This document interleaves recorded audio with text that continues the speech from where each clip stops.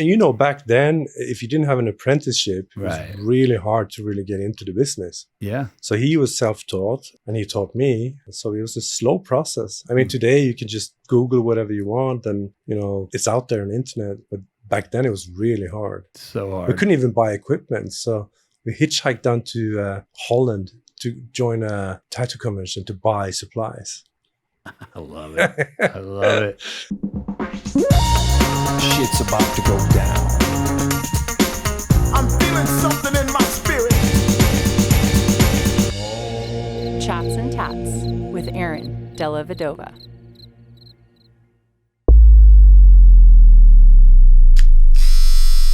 Hello, friends, neighbors, lovers of tattoos. Welcome back to Chats and Tatts with me, your host, Aaron Della Vedova.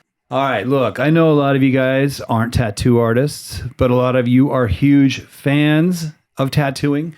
And for all of you that are listening that are a tattooer or a huge fan of tattooing, the guest today for me is a huge honor. In my opinion, he's one of the best modern, he puts a modern twist on his Japanese tattooing. We won't label that, but he's a Japanese style tattooer and his work is absolutely outstanding. I've looked up to his work and I've respected him for years. He's a huge influence in my own personal career. So, and he's much more. He's a father. He's his own version of an entrepreneur. He's a Swede. So let's just get down to it. With all that being said, please welcome my guest today, Calle Corson. Wow. What an introduction. Thank you. You're making me blush. It's all true, dude. I mean, I probably became aware of your work, I'm going to guess, but 9 years ago, I was a huge fan of Shige. It was like Philip, when I got in 33 years ago, the magazines were all there was. And then there was some tattoo magazine that showed Philip Lou and he was doing those bodysuits. And I mean, it was just like a bolt of lightning to me. I was like, what? Yeah, a tattoo can be more than a thing the size of my fist. You can decorate a body. I didn't even fucking understand it. I mean, I kind of knew about Yakuza stuff, but I never really seen pictures. And any picture I saw, it seemed a little rough around the edges. And I don't know, I didn't really give it much validation. Then I saw Philip's work and that sent me on a quest of... Same here. I think I knew you'd say that, But along that road, I went to Shige for a long time. I'm like, this is the god of tattooing. And he still is. His work, I know you know him. But then I found your work and I don't want to say you're better than Shige, but I mean, it's right there, dude. Your work, and it's very stylistically similar to his work a lot too. But it's beautiful. I think how you tattoo and your aesthetic, your composition, your use of color, you're not afraid to put a color outline on things and really get a little futuristic with it. It's all fucking awesome. You're rad, dude. So thank you for the inspiration you've given me and so many others, really. Thank you. But I know a lot of people listening are like me, fans of your work, and I don't know if they feel the way I do, but I love to know like what makes a person tick. We get what you are. We see your stuff on Instagram, but let's just start back. Let's back it up a little bit. Like, when did it all begin? A big question for me is always, because it was a big moment for me when I decided, like on an internal level, I'm an artist. For me, it was my Uncle Bobby. One day I was drawing a car. And he picked it up and I thought he was the coolest guy in the world. And he looked at it and he's like, "You draw this?" And I said, "Yeah." And he goes, I was probably in first grade. And he goes, "Huh, you're an artist." And it was like a decision. Like the guy I looked up to told me that I'm an artist. So and that was it. From that day forward, I'm like, in my mind, I'm like, I'm an artist. So I always liked that idea of like when that happens for people, because you're not born, I think all kids are artists. Well, and they are, but and then they all decide to identify with it. Yeah. So how did that happen for you? I grew up with an artist. Okay. My mom, she's a real schooled artist. So for Christmas and birthdays, I always got like paint and pens and stuff like that. What kind of art did she do? She can do everything, man. She can copy a car or a pair of shoes. Or was she a painter or more? All medias. All medias. Yeah. Okay. Still today, she's not practicing it, but whenever she's trying, it's amazing. Wow. So you had that all around you as a kid. We had a 14-inch black and white TV. So only 2 channels. So the only thing you could do was draw. That was the beauty of being young when we were young, right? Yeah. Now I'm older than you. I'm 52, almost 53. You're 48, but close enough. Yeah, we didn't have fun. You were bored. You had to deal with boredom. Yeah. Analog living. Yeah. I miss it. I miss it too, man. I miss it when the phone was stuck with a cord in the wall. Yes. Oh my God. Yeah. And you come home and check your answering machine. Yeah, we didn't even have that. I want to thank Sullen, my sponsor. If you guys love tattoo art and you love cool apparel, check out sullenclothing.com. Amazing human beings that own that company who also take care of people, good business owners that give a shit about the people that work with them and collaborate with them. If you're an artist who would like to see their art on one of those t-shirts, send it over to their website. They got all of it on there. Send it over. They'd love to check it out. So your mom's an artist. You don't have an iPhone in your hand. And so you just naturally start doing art. Yeah, I guess so. But the big part was graffiti for me. Oh, that I read something about think that. This generation, is not originally from the biker culture. I think many in my age tattooing is from graffiti. A lot of people I meet. Mm-hmm. Yeah. I never graffitied, but yeah, lots of my peers did. So it starts with graffiti, which is sort of like you must have some kind of attraction to being a rascal, being a troublemaker. Yeah, I think the similarity from graffiti and tattooing is that it's not, at least used not to be okay by society. A little bit, punk rock. Yeah. Like that. Yeah. So was graffiti big? Like, did you go crazy with it? Like, get your name and go sneak around every night? And for sure. Were there the coke police and running from the cops? And no, not that much. I was always been a little bit scared of that shit. But we had a lot of like industrial areas with legal walls, right? So you can actually paint during the day and stuff. Right. I'll have to see some of your work. Do you still? No. Last time I painted was back in '99. Should do it again. I know. Yeah. I tried this summer just to hold the spray can, and it was amazing. Have you tried? I mean, I have. I fucked around a little bit, but yeah, for you it'd be like taking you back to your childhood. Yeah. That'd be cool. I brought my kids, and they loved it. My daughter's like, "It's magic! I push this button, and it's like on the wall." Yeah, it is. It is a cool medium. The ability to, with little spray cans, cover a 40-foot wall in a day. And it's fast. It's fast. Yeah. So you're young. Your mom's an artist. You obviously, art is in your life. You're doing graffiti because you like the punk rock edge, the counterculture vibe to it all. When's tattooing show up on the scene? So one of the guys that I really looked up to in graffiti, we became friends. He was a couple of years older than me, but he kind of took me under his wings and he started tattooing. Let me just frame a reference here. How many years have you been tattooing? I started in 96. So what's that? Yeah, that'd be 4 plus 27 years. I think if I'm doing my math right. Almost the same as you. Okay. Yeah. So this guy starts tattooing. And he's not really tattooing like formally. He just got the stuff. And back then, if you didn't have an apprenticeship, it was really hard to really get into the business. Yeah. So he was self-taught and he taught me. So it was a slow process. I mean, today you can just Google whatever you want and, it's out there on the internet. But back then it was really hard. So hard. We couldn't even buy equipment. So we hitchhiked down to Holland to join a tattoo convention to buy supplies. I love it. I love it. So you guys are it's just you and him and your friends come around and you're doing tattoos. Yeah. Tribal area, remember that? Yeah. I did a lot of that. I did a lot of that in my apprenticeship.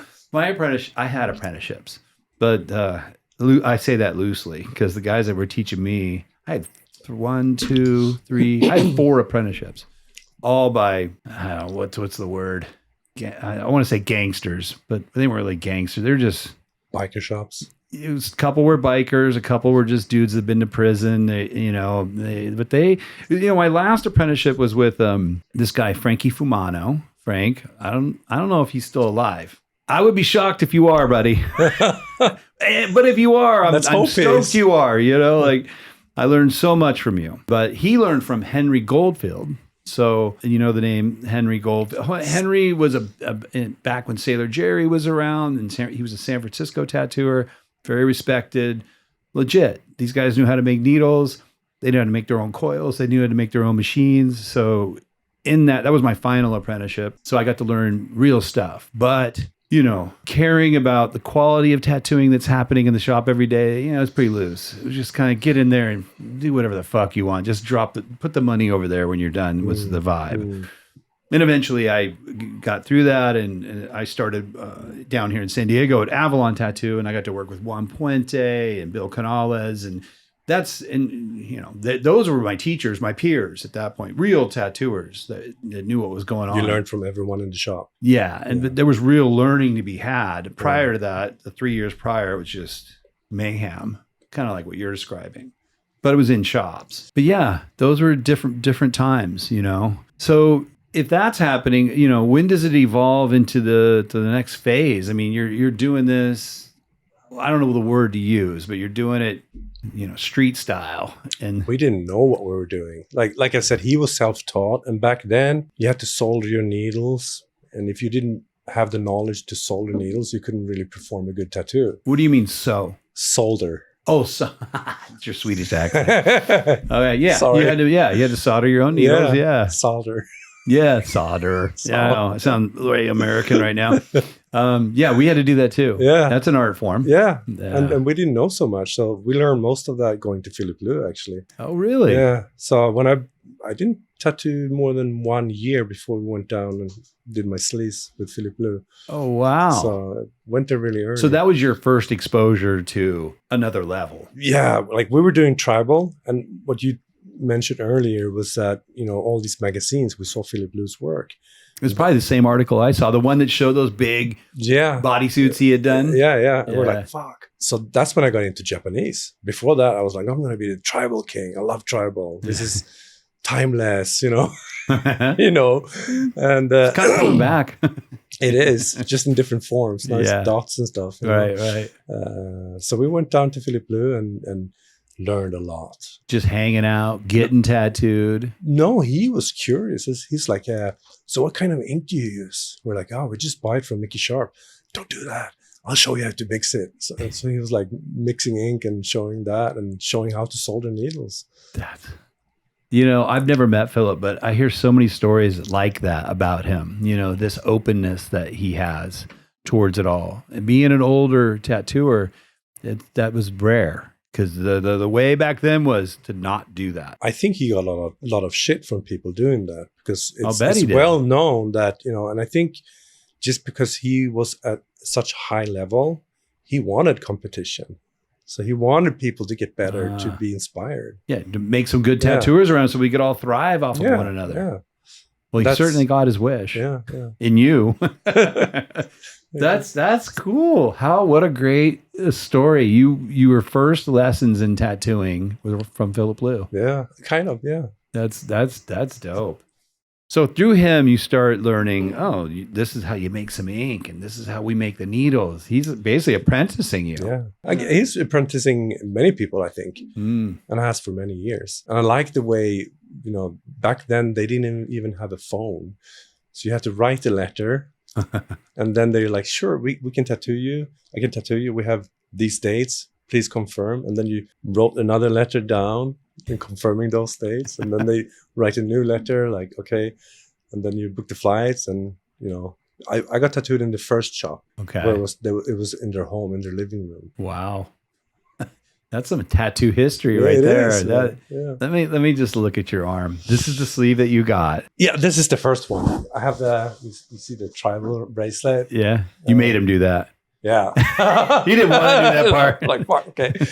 No, we flew down. Look at that. It still looks fucking great. It really does. And he tattooed both me and Patrick the same day. This is insane. So Patrick, that taught me tattooing, he did both his forearms.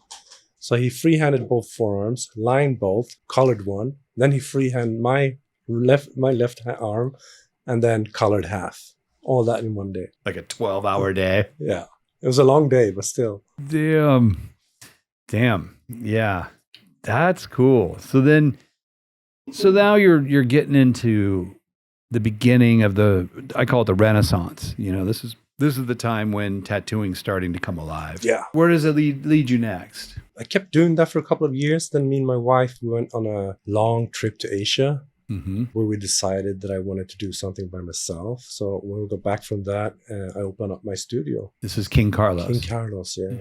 And we ran it for a couple of years together. And I think it's important.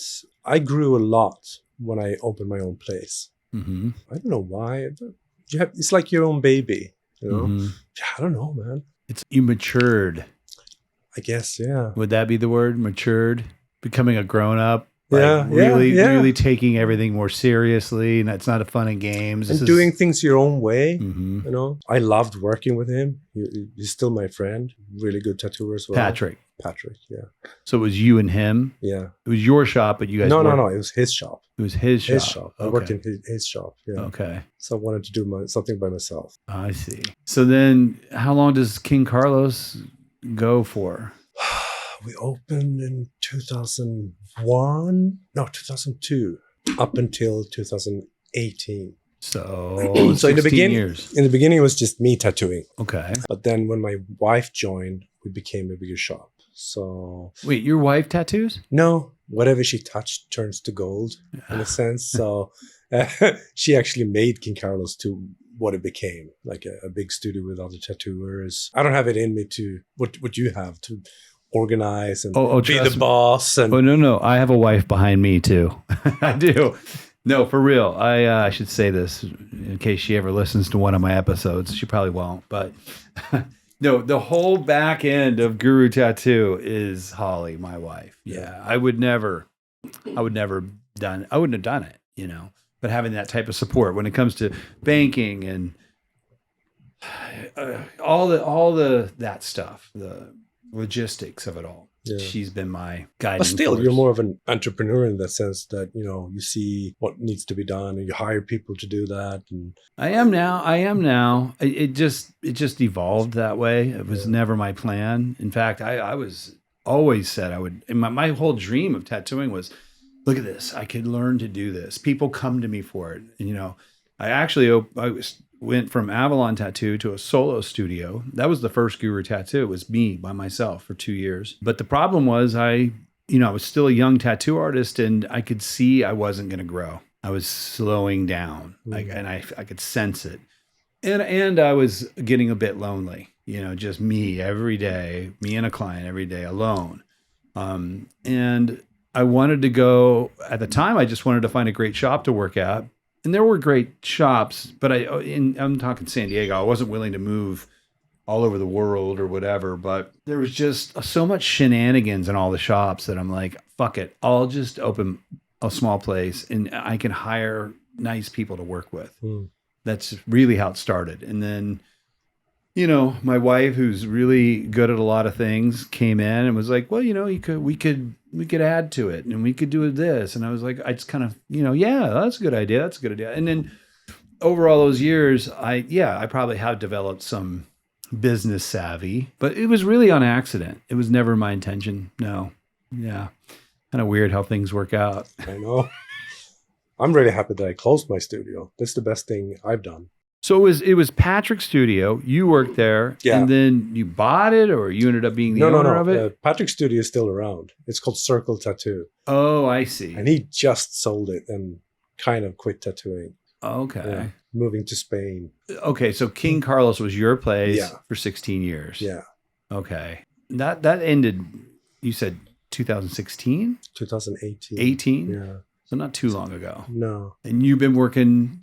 Last time I came here and met you, I just closed. God, that was that long ago? That was 5 years ago, dude. Yeah. I feel like you were here like a couple years ago. Jesus Christ. Christ. COVID put a freeze to everything. Yeah. At that little time warp in there. And okay, so just to get this rounded out, and then so why did you close it? What was your reason? She basically said that she is overqualified to sell tattoos, but in a good way. She's longing to do something else. So she wanted to go back to school. I'm like, yeah, sure, do it. Of course. Right. You've done enough here. But I knew, like, being a father of 3 and running a shop, Without her, you didn't want to do it. I get that. I mean, the studio was doing great. I loved those people. It was like a family.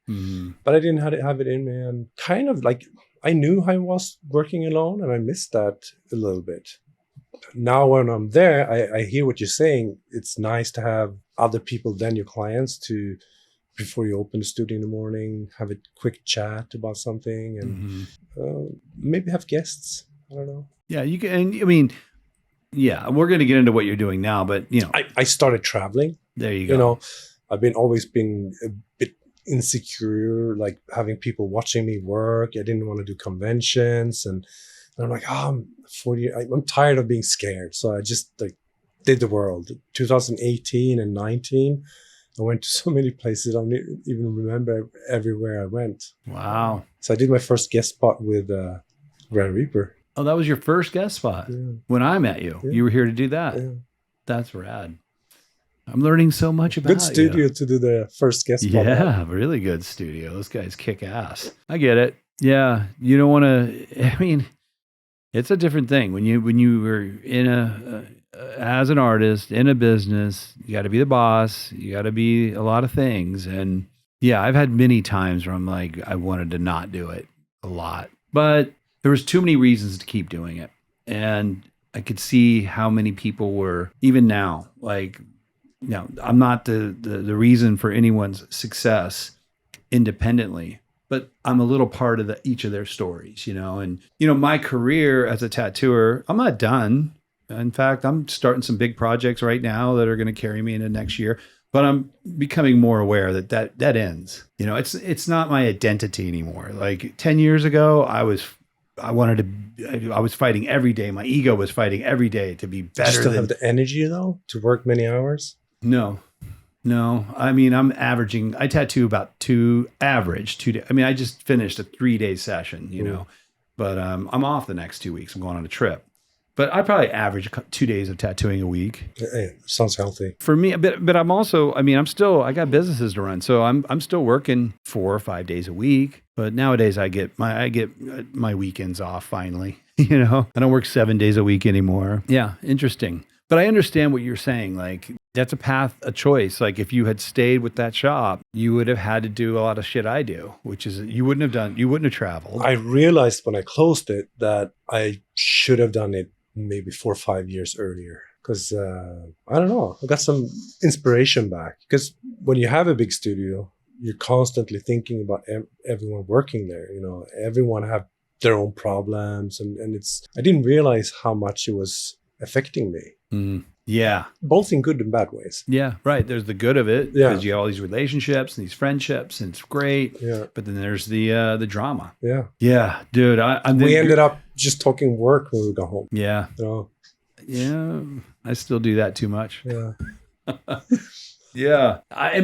It has gotten better finally. And there's a lot of reasons for that for me. But you're not working together every day. No. Yeah. Me and my wife. I mean, the only time we're not working together is when I come down here and I'm tattooing or here doing a show like today. I'm obviously physically here. She's there. But when I'm home, we've been owning businesses together for so many years now. We've, through trial and error, have gotten finally are getting it. And so we have very good boundaries, not very good, better boundaries. And we both have learned it's dinner time, no more work, or we're on a vacation, no more work. Unless there's a fire to put out, which happens more than I'd like. But there is too many years of those nights and those days, just 8 o'clock at night, having an argument about something at work. And it's just like, I don't want to say I regret it because it's all beautiful and perfect in its own way. But I understand why you might be like, fuck that. Yeah. Yeah, it's a lot. It's a lot, man. And, Guru, 21 years this November. And, I was telling you this earlier. I kept growing it bigger because I could see 15 years ago, I either had to get bigger or smaller. I had to shrink it down, keep it tight, like the Grand Reaper, get 4 or 5 guys that we just really mesh. And maybe every year or two, one guy leaves and a new person shows up. I knew I could manage that and I'd be happy and it'd be fun. Or I had to get it bigger, and I had to get enough revenue to hire management. Now I have a GM, I have an operations manager, I have a marketing manager. But it's crazy. It is crazy, but you had to get bigger to do that. And so finally it's getting good again. But so knock on wood. It's just nice to have some layers between me and all the stuff. The noise has to go through 3 people. And if it's loud enough, it makes it to me. So not so much gets all the way to me anymore. Barriers. Yeah. That's been huge. If I hadn't been able to do that, I would have to stop, because it was breaking me down too. Big time. Too much drama, too much unknown, too much, Yeah. You're right. You're right. You have to either go that way or the very low way. Like the way I have it now is like I have super cheap rent. So basically if I work one day, I pay everything. So when it's loan work, it's easier to get around. That's beautiful, man. That's awesome. There's definitely a big part of me that would be like, I'd like to do that. That sounds nice. So let's talk about that. So, earlier we were talking, and this struck me. I was like, what? And so tell us a little bit about this. Like, happens, which was its own thing. We talked about that. You had said, and I remember now, when we were going through our shit with I remember somehow, somewhere on the news or something, hearing about Sweden. But you weren't allowed to work, were you? No, they shut us down. Yeah. Yeah. I think 6 months we did what we had to do to get through that. It was super scary though. Did you do it still? Like, yes. Yeah. But otherwise you won't survive. I mean, you honestly, still have to pay rents and stuff. Well, and my artists that was the biggest problem. It's like, I probably had enough revenue, savings and things to survive that. But like these people that work with me who are just looking at me like, look, if we can't work, we're out. Like they were going to move and they were going to go into their garages and wherever, so that was the most scary part. But you guys didn't have to go through any of that in Sweden, or not as much of that. I think there's only 2 places in the world where you could keep working, and it was Sweden and Taiwan, I think. That's rad, dude. You guys are rad. Like, why is that? Your government, why are they just more logical? I don't know. I don't know. Like you said, I think the way Sweden, the first way we did it is how WHO, the WHO decided that this is the way we're going to handle the pandemic, but no one followed it except Sweden. Well, you were lucky. But then we changed the line. Like, I think it was 2021. Closed down a little bit. Not much though. Well, okay, so there's that. But moving ahead, you had told me, the economy in Sweden, how in Europe, and I was thinking, it was the echoes of. You're like, no, it's. I mean, yeah, it was bad, but people were actually doing pretty good though that were working in open studios, because some people were like, is this it? Am I going to die now? I'm going to do this tattoo that I always wanted to do, but this size. But big projects, people weren't ready to commit to 3-year projects anymore. No. It's like live for today. Yeah. And that's what you do, is the larger projects. Yeah. Right. I try to draw some small stuff to reach out to these people, but I don't think they follow me. Right. The people that follow you aren't interested as much in that. No. Right. And most of your client, you were saying this earlier, but most of your clientele are tattoo artists. It used to be. Okay. It's changing. Before, because it ended that. So like people from America would travel to me before. Not so much anymore. So I have a lot of projects that I started that, they don't show up now. And you were saying even right now, the economy in general, but the tattoo industry in Sweden is hurting or different. Quite a lot. Yeah, I know most studios are struggling right now, even the big ones. Well, I mean, I've heard stories with like, if you're like a studio with 5 tattooers, the client comes in and people run there to get it as. Wow. It's we hear similar things here in the US as well. In fact, not just here. I mean, I have enough friends that own shops and I know enough tattooers to know it's true. I don't think it's quite as bad here. And like you were saying, you think it's just in Europe, It the economy feels like normal here. Yeah. Well, you're hanging out here and you're hanging out at Grand Reaper. Yeah.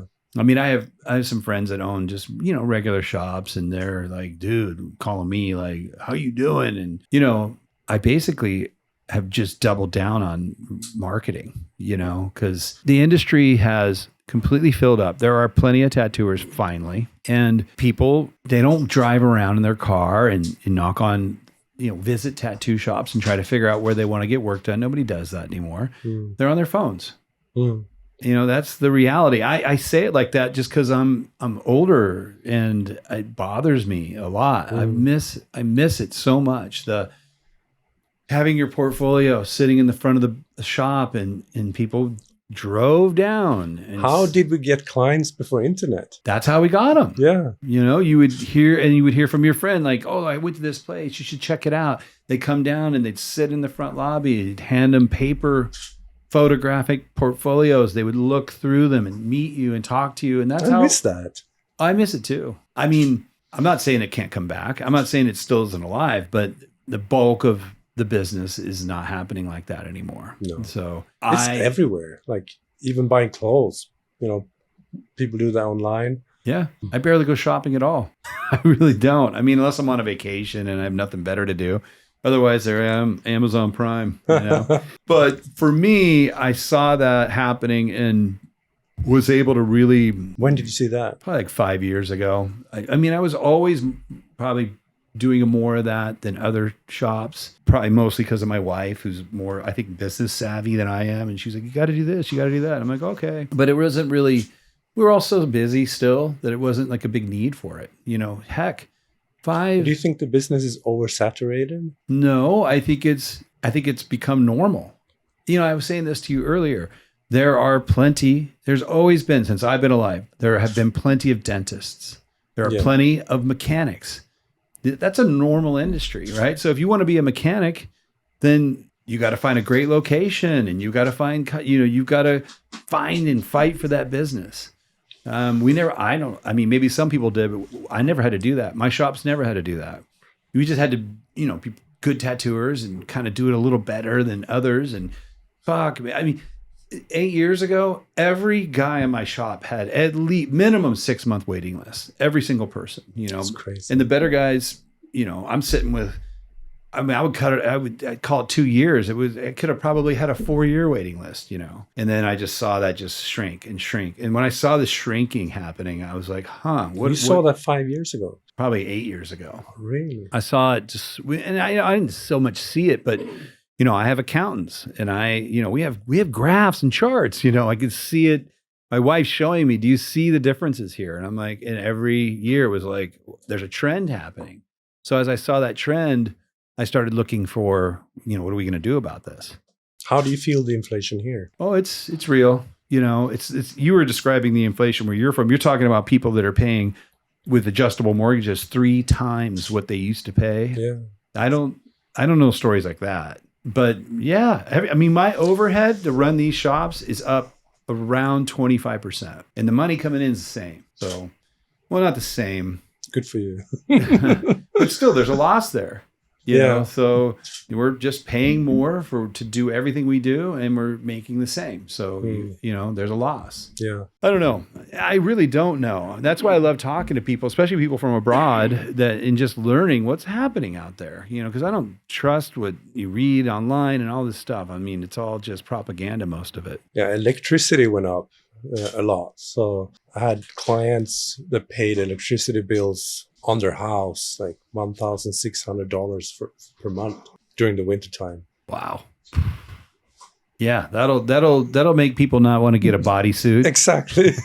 It's like two things too. Like the trend in tattooing, like my whole career, everybody that was into tattooing wanted big work, at least a sleeve. That was like what you did, period. And so I think two things are happening. One is the trend has changed. A lot of Hollywood stars started getting these little things, and that became now it's like become cool again to like get a little things everywhere, which is great. Yeah. I mean, I'm in no position to judge what's in or out or what's cool or not cool. Trends come and go. Yeah. But there was, when we were younger, the trend was big work. Yeah. If you wanted to be cool, you got a back piece. And then that wasn't enough. So you had to do more, you know. Yeah. You specialize in large format work. I do too. And I think the golden era of Japanese tattooing was probably between the millennia and up until a couple of years ago, when it was taken over by realism and, you know, these new types of tribal and stuff. Yes. I noticed that, but it's okay. I get that. But I think a lot of tattooers still look at Japanese tattoos, even if they do some other style themselves. Mm-hmm.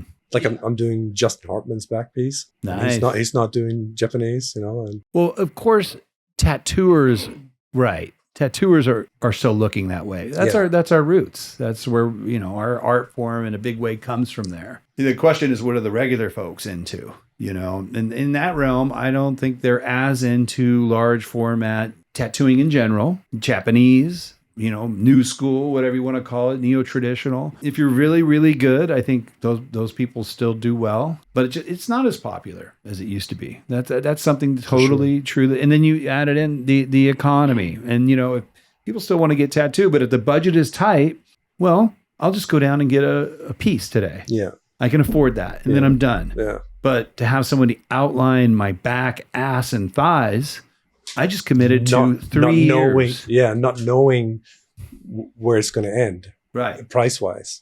Right. Knowing I got 3 years of appointments ahead of me. I have a new house payment, Yeah, you know?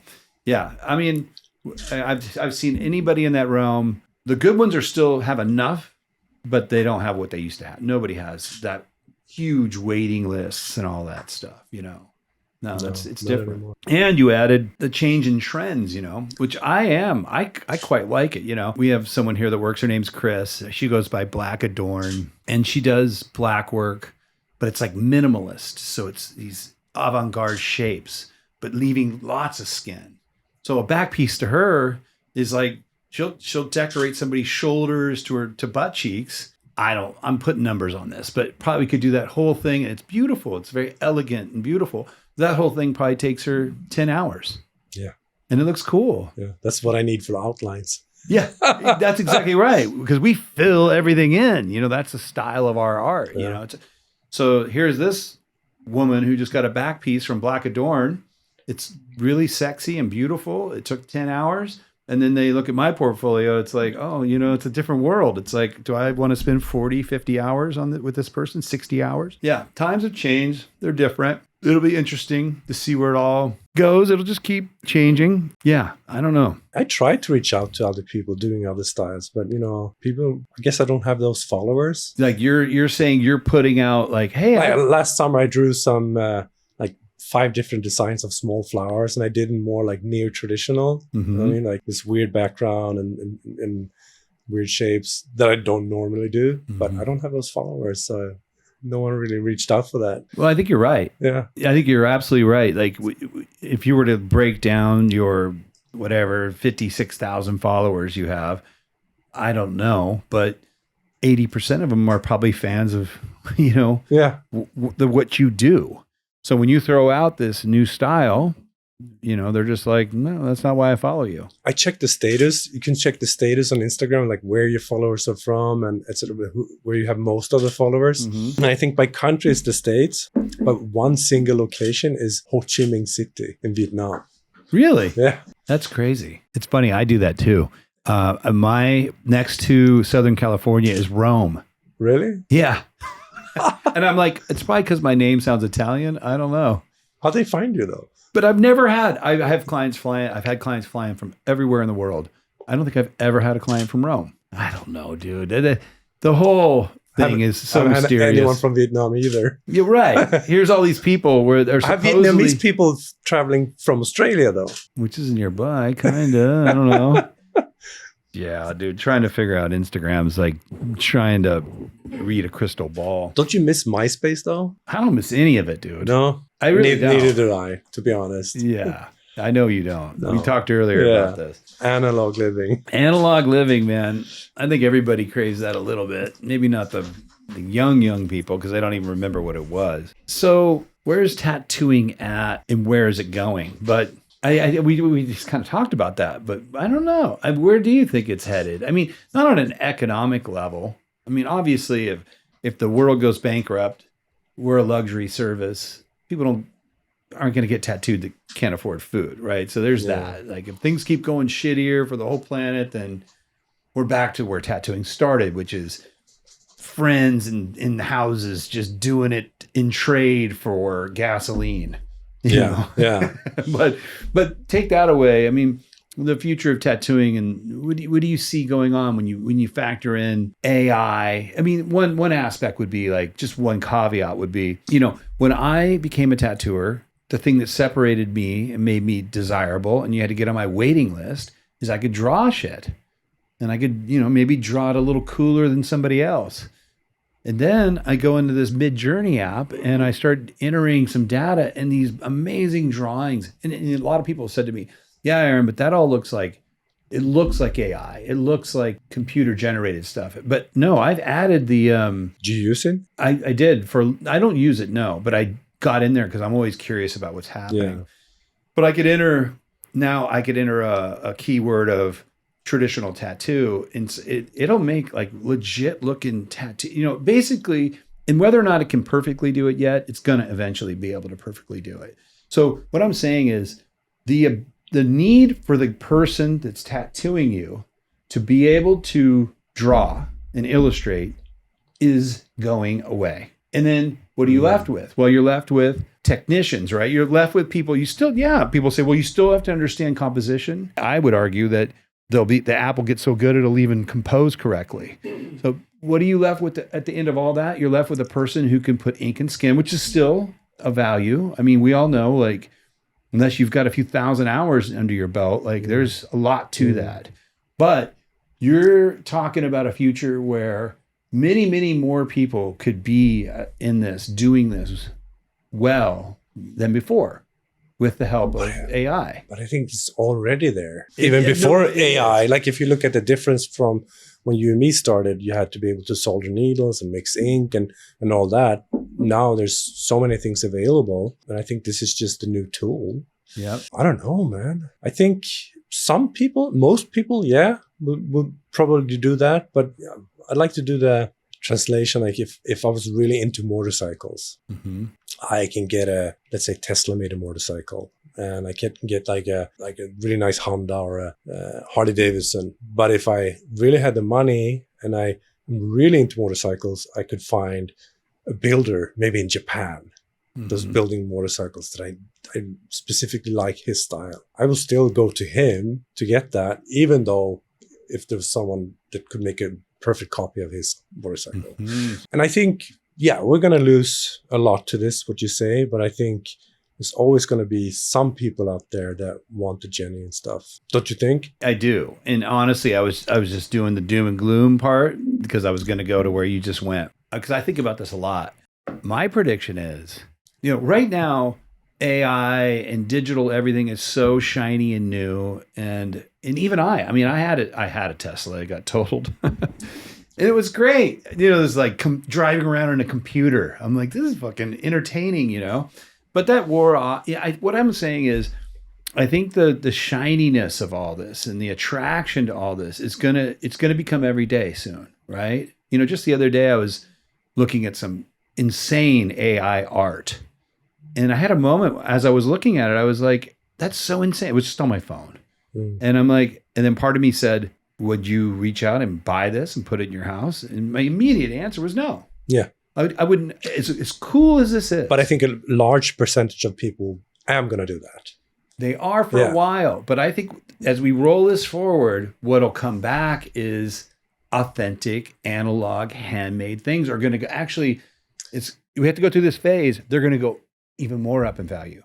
Imagine, let's just be futuristic here. Go fast forward 100 years from now. I mean, at this point, anything can be done by computers. Well, you know, anything can be done. So you're a guy with a little bit of money, and what does everybody always want? Everybody wants, if you've got a little bit of money, what do you want? You want something others people can't have, or something unique. Well, the only way to get something unique would be to have an artisan make you the motorcycle, or a real tattooer soldering needles and drawing it and putting it, that becomes the more desirable thing. Yeah. But I think we have to go through this But phase. that's also only a small percentage of people getting tattooed that want that. Yeah, there's truth there too. I think, remember that movie? What was it called? Was it Starship Troopers? That was a movie. Yeah, I don't know if I saw it. And they had like a robot doing tattoos. You stick your arm in, like, you got the tattoo. I don't know if I think I did see that. Yeah. I think And they have those. if that was around, I think some people would They do that. are around. They I've are? seen it. Oh, yeah. CNC tattoo machines. Yeah. Saw a video of one. Put your arm in, they lock it. I mean, obviously, it's just, you have to lock a piece. And they were just doing it right here. And it's all and did this perfect little logo. Yeah. I have to look into this. My thought, though, with AI is, can it create, like, what I appreciate when I look at other people's work is the right type of roughness, where it's not perfect, like whip shading. You can do whip shading in the right way or the wrong way. You know what I mean? And like, I like dirty backgrounds, stuff like that. I wonder if AI can do that. You think? I think it totally. I mean, it will. Basically, I think AI will be able to do. So I want a Japanese sleeve, and I want the background to be cloudy and like really rough shading. I think it eventually will be able to do all of it. Probably. And then the day when you put your arm in some machine and it goes and does that, I think that's a ways out. But its ability to create it, the piece of art, and then that piece of art goes to the skilled tattoo artist and he just looks at it and makes it look just like that. I think that's partly already here and only going to get better. I haven't used it. The guy I used to work with, Lee, he used it for the consultation with the client. So over email, it's like, I want this, this, and this, and this. They send him a picture of their arm, and he used AI to have something to show to them. Is this something what you were thinking about? And they're like, yeah. And then he drew it. And they were probably like, I like that first one you showed me better. No, but instead of him putting hours to do a rough sketch, he just like saw they want a wolf on the shoulder and, just construction it in AI. Why not? I mean, I'm not mad at any of this, by the way. I'm not personally offended. Me neither. Yeah. Like, it is what it is. A lot of people are, they're just like angry. And I'm like, it is what it is. Exactly. I'm just more trying to see it forward. Like, where's this going? I'm interested in where it's all headed. It is interesting. It is. I think AI is the most interesting thing to happen in human history. And I think in 100 years, if we're still here, it will be noted as such. I mean, when you extrapolate out what it's going to be able to do in just 5 years. I haven't used it yet, but I heard people writing CVs and stuff like that. Dude, it made a new Jimi Hendrix song. I heard it. I was like, I've never heard this song. That's Jimi Hendrix. It was good. And this is it's still learning. It's not even fully developed yet. It's insane. It's insane. You have to play it to me later. I heard it on Joe Rogan's podcast. He was fucking around and played it. And I was like, are you kidding me? That's not Jimi Hendrix? It was in that, again, this was a couple years ago. So it's going to do all these things. And what that means for people like us, I don't know. What that means for the world, I think, is the bigger question. I don't know that either. I mean, if it can do all this stuff, it probably could cure cancer. It could probably do, it can, as long as it's evil people don't use it for whatever. Yeah. And they will. They'll make bombs with it and everything else. I hope it's going to do some good. Like, I heard that one of the biggest threats we have is antibiotics.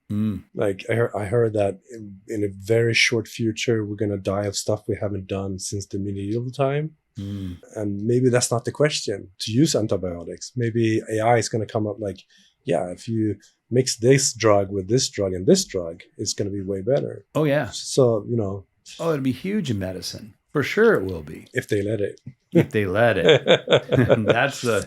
That's always the question with all this AI stuff. I have full confidence it could save us on every level. But there's a lot of people at the top that are in control of where all this goes. And what they'll do with it will be the real test. For sure. And that's where this kind of scary thoughts come in, Wow. Well, what do you think about all this anesthesia tattooing? None of my clients use it. I would assume none of mine do either. Yeah. Yet. I don't know. I like to stay humble and let people do whatever they want. You mean the one where they actually put you to sleep? Yes. Oh, Not numbing cream. okay. I see what you thought I meant. Yeah. You were thinking numbing cream. Your clients don't. Mine don't either. Yeah. And let's just go there for a minute. But I have used it. I have had clients use it, but typically it's not used. And the reason I wonder if you'll say the same thing, but large format work, it's just too difficult. Like to numb, a shoulder to a butt cheek. It cuts Also out the skin to work on. I thought it was weird. It was kind of like the person was taking a really long bath. The skin went like all bubbly and mushy, and it kind of like breaking easier when I tattoo them. There are new products that I just tried one recently. I'll just shout it out. It's coming out soon. It's called the Cream. John Deanda, my friend, been working with a bunch of doctors making this stuff. It's totally different than anything else in the market. I don't want to get into all that. He could look him up. He'll tell you all about it. I used it recently on a woman's chest, and I colored her entire chest piece. Took 5 hours. She didn't feel a thing. 5 hours, dude. And the skin did not do that. I was blown away. I'm like, wow, this is okay. That's cool. And that's numbing cream. Anesthesia? No, I don't know, man. Yeah. If you want to spend the money, I guess. I heard it's like $100,000 for a full day. Okay. First of all, I'm glad you said teach their own, basically, is what you're saying. Yeah. I agree. I've watched some arguments online, and, I just had this simple philosophy. I am not mad at anything anyone does if it isn't hurting people or fucking my shit up. Yeah. You know what I mean? Yeah. It's just a pretty simple philosophy, But right? that is pretty dangerous, though, anesthesia. Like in hospitals, they don't do that unless it's really necessary, because you can go into coma and stuff like that. You're right, but it's the client's choice. Yeah. It's their choice. If a client, who am I to tell another Who human are the being? people who do this? Do you know? Well, is it only celebrities? And if it's a lot of money, I don't know. I know there's been some big rap, mainly the ones I know about are some wealthy, those guys. But since we're talking about it, I had a client reach out to me. Super cool dude. I did his whole back piece many years ago. He's got sleeves already, back, and he's, I don't know how old he is. He's younger than me, but he's, getting to that point where he's like, I want my front done and my legs done. I just want it done. And he, he's doing well. He's not rich, rapper, celebrity. I actually don't know how well I just assume he's doing well, but he hit me up and we're doing one in October. You're doing? Okay. Yeah. Here. No, not here. We have to go to a surgical center. Wow. You have to do it in a surgical center. You have to let me know what it feels like to tattoo someone that's that relaxed. Oh, it's going to be so crazy. I know some people are going to hear this, and I'm already predicting some of the DMs I'm about to get over this. Just look, I'm just one of those guys that I'm experimental. Like, curious. I'm curious. Yeah. I might do this one thing and be like, did it? Don't ever want to do that again. At the same time, I don't have any judgment on the guy that's doing it. It's his choice. And it's cool because he's going to do his whole front, and we're bringing in 5 tattoo artists. Oh, wow. And the goal is to finish an entire front with ribs we're going to do an 8-hour session. We have 4 tattooers working simultaneously, front left, or top left, top right, bottom left, bottom right, and then a rotating tattooer to come in for breaks. And we're going to just see how much ink we can drop into a human being in 8 hours. Imagine when he wakes up. Oh, the pain. And, it's going to be all bruised and stuff. Oh, it's going to be, I told him, you better take a week off, dude. But how much ink can you actually push in? For the risk of, what's it called? Blood poisoning? If it's too much for the system to deal with? The doctors I talk to don't think blood poisoning is even on the radar. Okay. Shock could be, because you're opening up. It's like a person who's been burnt. At this point, the whole chest. Yeah, chest, stomach, and ribs. But all the professionals I talk to feel very confident he'll be fine. Okay. They have, this guy's very, very fit, very healthy. I would probably deny this whole thing if it was on somebody that was old and weak or sick, any of that. Not to say like, I don't know. I just feel better about it being that the guy is strong. He's strong and healthy and lives a very healthy lifestyle. That must cost a lot of money. I probably shouldn't say here. No, It's not don't mention it, but yeah. It's not 100,000. Okay. It is a lot of money. I mean, you got to pay for the anesthesiologist. You got to pay for there's an RN there, a surgical nurse. I forget the title. It's right below a doctor. You got to pay for the surgical center, which is an OR, it's an operating room. You got to rent that place. There's a few insurances involved. Then you got 5 tattooers working all day. So it all adds up to a number, and it's a big number, but this guy feels it's worth it. I mean, technically or theoretically, in 8 hours, he gets 32 hours of tattooing. It's crazy, right? I'm not judging. Enjoy. Yeah, I mean, you have to tell me. I might hate it, but we're gonna give it a go. We're just gonna see what happens. I'm just thinking, because there's so many times during a tattoo when you ask the client, "Can you turn a little bit like that, like that, like that?" Yeah, we're gonna have to manually do that. And actually, we have a meeting coming up in a couple weeks where me and these people are gonna sit with a person on a table, and they're gonna play dead, and we're gonna start working on But you did work on him before? Yeah, I did his back. Is he struggling with pain, or is he He's strong? Yeah. He's strong? Yeah. So he's just doing this out of curiosity. He's doing it out of, I'm busy. I've got a busy life. I want to have as much done as... Yep. Okay. I want to get as much as I can and get back to my fucking life. He's not afraid of the pain. The guy's been tattooed a lot. Yeah. And he sits great. I'm sure he's probably thinking also, it'd be nice not to have to, what it's like going and sitting through that shit. It's not great. I'm sure that's in there. But for him, at least from his words, it's more, look, I just want to get this. I want to get this done and get on with the rest of my life. Respect, know. It's just. I don't know. As a guy who's been tattooing for 33 years, it's just.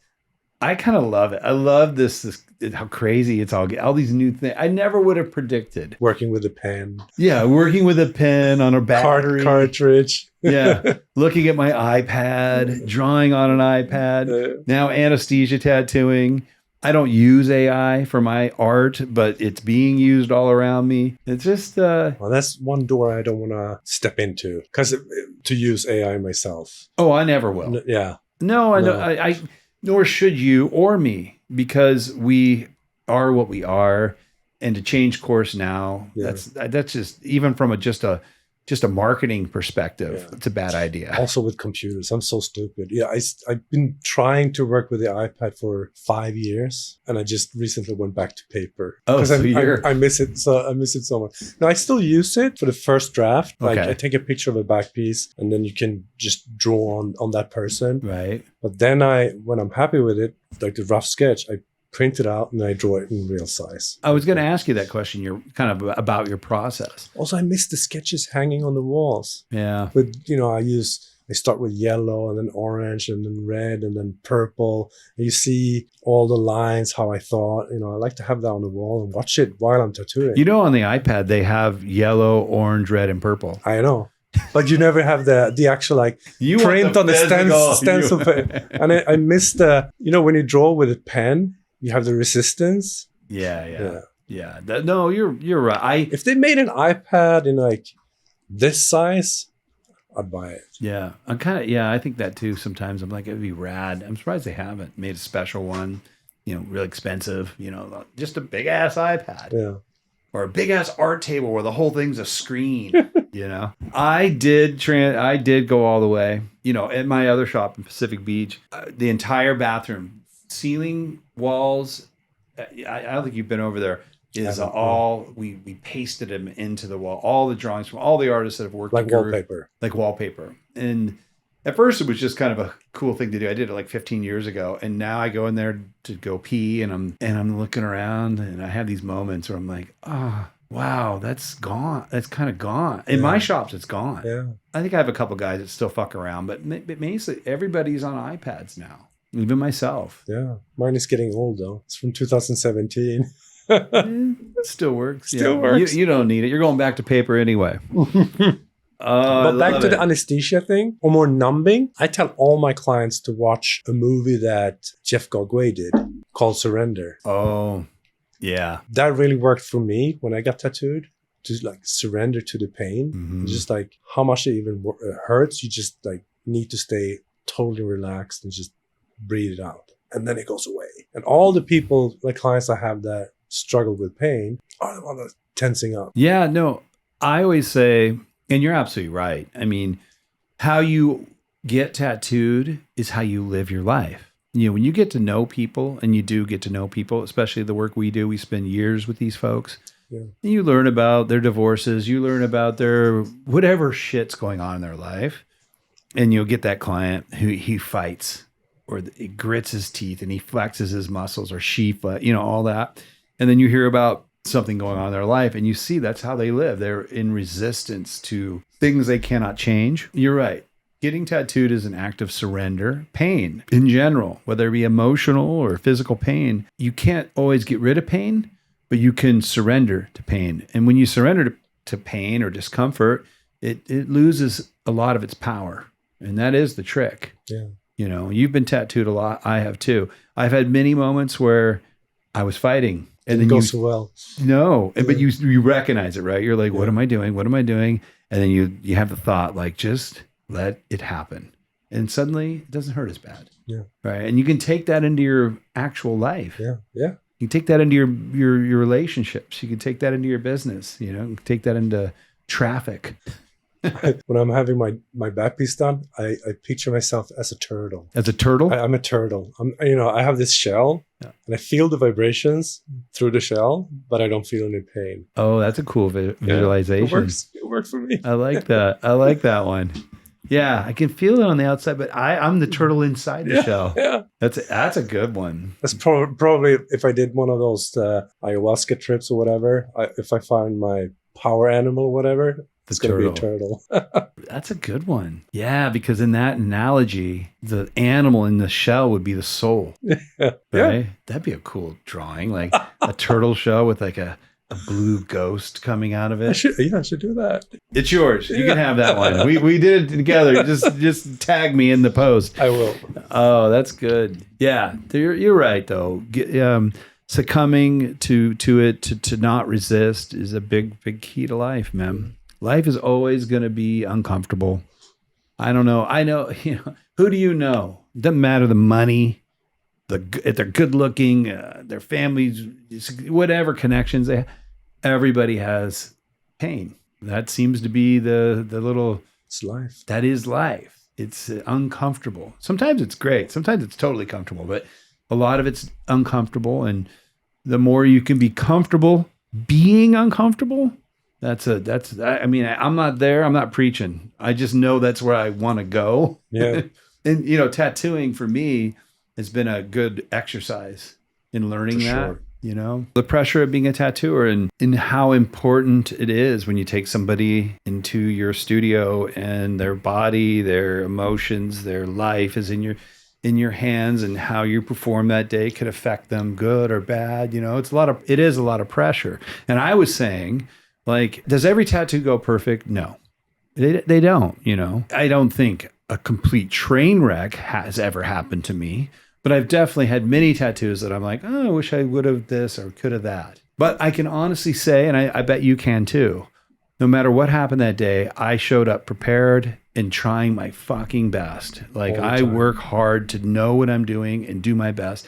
And so even though the drive home, I feel a little like, but I kind of let it go because I'm like, that's all I had. I mean, that's all I fucking had. I gave it all I had, and it is what it is. Yeah. As opposed to the guy that shows up hungover or just doesn't give a shit and it goes bad. And of course, that guy probably doesn't go home feeling guilty at all either. But still, there's that weird dichotomy between they are important and they're also meaningless. Yeah. Meaningless meaning, from a bigger, like from my perspective, like when you think of the soul, which I believe in, and love and relationships and children and all these things that I think are pretty big.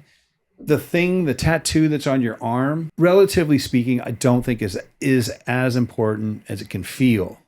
And I think it's important sometimes to recognize that, because I've also met tattooers that got too caught up in it meaning, like they were so worried. They cared too much almost, and almost stifled them. Like some of the best tattooers are kind of easygoing about it. They're still trying their best. They're still working their asses off, but they're kind of like, whatever, man. They're just tats. I don't know. I find there's a balance in there that's a nice place to find where you can. Well said. Yeah. You agree? I agree. Yeah. I always try my best. And I have days when I come home and I feel like, fuck, I didn't do enough for this guy. And I struggle hard. I told my wife, like, I think I lost it. I can't tattoo anymore.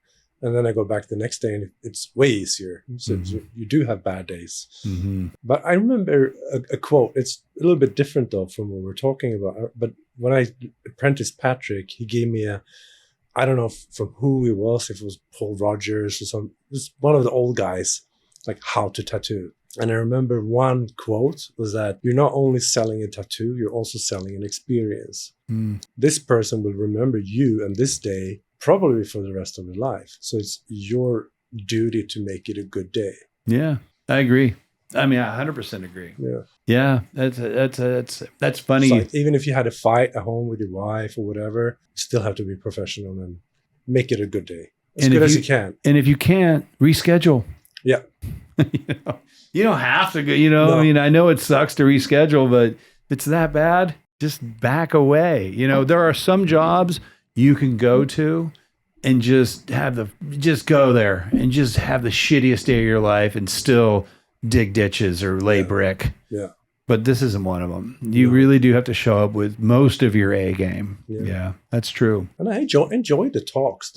I think in the end of my career, what I would remember most is not, as you say, the tattoos. It's going to be all the relations. Because all those hours you spend with those people, you know all about their lives.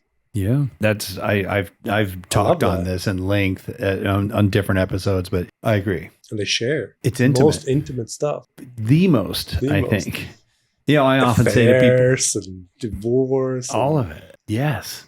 It's funny too. I always say to people, like, when I'm tattooing them, because it'll come up, this will come up, and I'll say to them, let me ask you this. Name me a person. This is a person I'm doing like a bodysuit on. I'm on year 3, I go, name me a person that you've sat in a room, put your phone down, and just talked to ever in your life. And it ends up being me, the tattoo artist, not their wife, not their dad, not their children. Like, I've spent more one-on-one intimate conversation than those people. Yeah. And that's special. Yeah. And it is the most important part. It is the part I cherish the most as well. Not the portfolio and all that, I finished this sleeve last year, and most clients, when, last session, you say goodbye, they always turn around and is like, okay, goodbye, because they miss this. But this guy, he turned around and he actually teared up a bit. And then he went back and gave me a hug and he said, I'm so going to miss this. This has been like such a precious me time during this time we did this sleeve, Like you said, sitting down, just talking about whatever you have on your mind for I work 6 hours a day. And it's like, I'm going to miss this. Well, yeah, take the talking. And I have it every day with everyone. Yeah, no, me too. And, but you're right. Like, even when I've been, I don't get tattooed as much anymore, but back when I was getting more work done, it's true. Like, how often does anybody, like, somebody could say, well, you might go get a massage. Well, that's an hour. Maybe it's 2. Yeah, you don't talk. Yeah, and you don't talk. Yeah. But just taking a moment to yourself to be with, and then the pain drags out some unique vulnerability that would normally not be there. Yeah, it's a magical thing. It is. I guess the closest you can get is maybe doing like a road trip. You're both in the front seats. You're driving for 3 days. 6 hours, and you just go through whatever's on your mind. Yeah, that's good. And you're not looking at the person. It's the same when you're tattooing. I'm looking there, and he's looking up in the ceiling, whatever. Right. And when you're doing a road trip, you're both looking forward. Yeah, that's the best. And because I've been searching for an analogy that's similar to this. You're right. The road trip. We need to do more road trips. When we stop tattooing, we'll just do road trips. Yeah. I'm going to be an Uber driver. Oh, that's good. That's good. No, all the chats I have just today with Uber drivers have been amazing. They can be great. Yeah. They can be kind of, I've had some not great ones. Okay. Yeah. Yeah. Taxis and Ubers in general. It's a dicey world out there. Yeah. Yeah, I agree with you, man. I agree with you. And it's fun to sit with a a person that like yourself that, we do very similar, our work, large format. We've been working similar amount of years. We are fans of the same people. So it's been nice connecting with you, man. Likewise. Yeah, very cool. Almost the same age as well. Yeah. Well, I'm glad calling it the same. I am 5 years older, but yeah, we're the same. People ask me how old I am. I tell them I'm 50, but I'm not. Oh my God. I see myself as 50 already. You're rounding up. Yeah, definitely. Well, you look good. Thank you. You too. Yeah. You take care of yourself, don't you? NAD. Do you? Yeah. Oh, you asked me earlier about me and my NAD. I forgot to ask you. You're doing NAD. I've been doing it for 6 years. Really? Yeah. Intravenous or shots or? No, pills. Pills. NMN, yeah. Oh, NMN. Okay, yeah. Which is NAD, right? Yeah. You haven't done intravenous? No. How long are you in town for? 11 more days. You want to come up to my med spa? Yeah. We can go. I'll hook you up, dude. Really? Yeah. Shit, I'll drip with you. Wait, 11 days. I leave tomorrow for 2 weeks. Yeah. I mean, that's why we're doing it today. Yeah, that's why we're doing it. Next time. Okay. Well, what I would say is, have you done any research on the comparisons? No. Intravenous NAD is phenomenal. Okay. The data is phenomenal. No, the only thing I have is from the episodes I've seen with David Sinclair. Okay, yeah, he's good. He knows his shit. I mean, honestly, this is where I should kind of quiet down because I'm parroting my wife. She should be a PhD. Like her knowledge of this stuff is crazy. But so I trust her a lot on what to do. But from her, I'm told it is the way. I mean, NMN is awesome, but try it. Not the candy. It. What's that? Not the candy. No, not that one. Not M&M. And not the wrapper. If you ever, I'm sure they have it where you're at too. Try a drip. I'm not too sure. Sweden is very restrictive about things like that. Maybe they don't. Yeah. Well, if you get inspired enough, into it. Yeah, look, even though I'm not going to be there, I'll tell them you're coming and they'll VIP your shit. So you actually feel the difference? No. I mean, when I did my stem cell drip, that was, I felt that. Like I felt like I was levitating for like a month. It was almost scared me. I felt like this, whatever goes up must come down. And I was up. I was sleeping 4 hours a night. I had so much energy. I couldn't control myself. NAD is more for me. Yeah, I think overall I feel better for sure. But I rely more on my blood. I do a lot of blood testing and I don't, I should do that. Yeah. I mean, my whole thing is like, look, we're taking these vitamins, we're doing NAD, we're doing stem, whatever it is you're doing, you really don't know what's actually going on. I mean, the blood is the diagnostics. Yeah. So, if you were really going to get serious, do a good blood panel, a SpectraCell blood panel where they do your hormones, your micronutrients, all that shit. Then do a 3-month NAD series, then do your blood again. And then it's not anecdotal anymore. Then you can tell people, I felt great. So what? And you go, no, not only did I feel great, but look what my blood did. That you can't argue with that.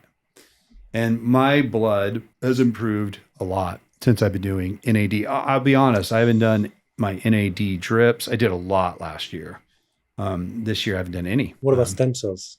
You did that once? I did. I've only done that intravenously once. But I wish that was around because I have 4 broken discs. I wish that was around when I had it because I think they're too old now to fix. You're getting down the weeds there. I mean, I have some people you should probably talk to. I don't know if that's actually true or not, but I do know it can regenerate cartilage and discs, they say. I have not. The future. I don't like to say things about stuff I haven't done. Yeah. I don't have any injuries that need stem cells. I did stem cells just for general health. I just wanted to feel radder, and it certainly did that. And my blood showed. I mean, my blood markers got incredibly better. My inflammation markers dropped by a massive amount. But I mean, the future's here, and it's only going to get better. I'm very interested in all of it. Not like I don't want to die. I want to live forever. No, I just want to stay healthy as long as possible. Exactly. I want to feel strong and healthy till I can't. Yeah. And so I'm into it. But I think they have a lot of stuff that really works. It's not bullshit. Well, where can people find you? I mean, I should say, well, let me backtrack a little. Earlier on, you told me you had a goal, a dream. Mm-hmm. Why don't you tell everybody your dream? Well, the more people that know your dream. Right now, they can find me in a dungeon in Stockholm. Okay. In a basement. Okay. In a basement through my Instagram account, which is Calle Corson. CALLECORSON. Correct. Yeah. In the future, hopefully, in a cabin in the woods. In Sweden. In Sweden, yeah. Going full, just old school. Yeah. Drawing on paper, soldering your own. I love the cartridges. All the way out to the cabin, dude. I can still order online. Yeah, I know you can, but like, wouldn't it be soldering needles? I'm gonna fly to this cabin and I'm gonna get it the real way. When I get back home, I'm gonna try to solder needles. I haven't done that in years. I haven't either. Don't breathe the flux though. It's bad for you. Already did that for so many years. No more though. No more. No, my dream is to actually live on the countryside and build my studio in a cabin in the woods.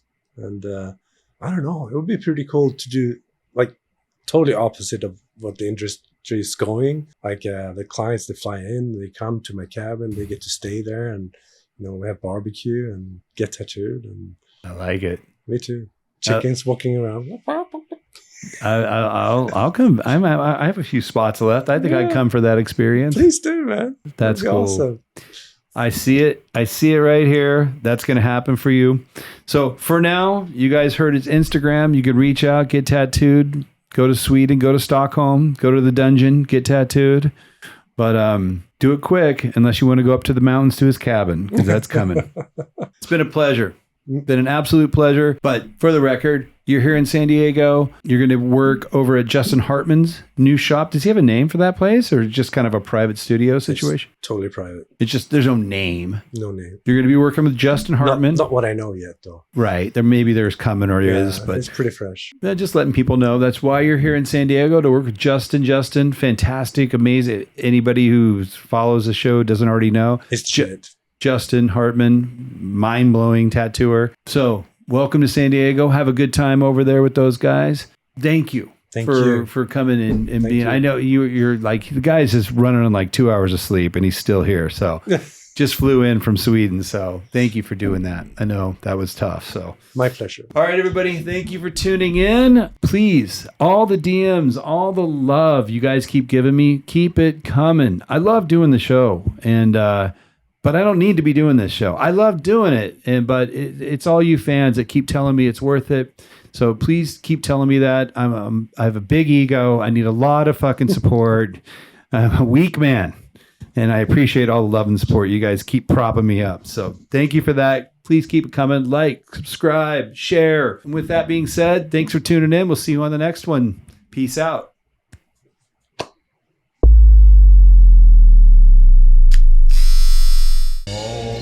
Chats and Tatts with Aaron Della Vedova.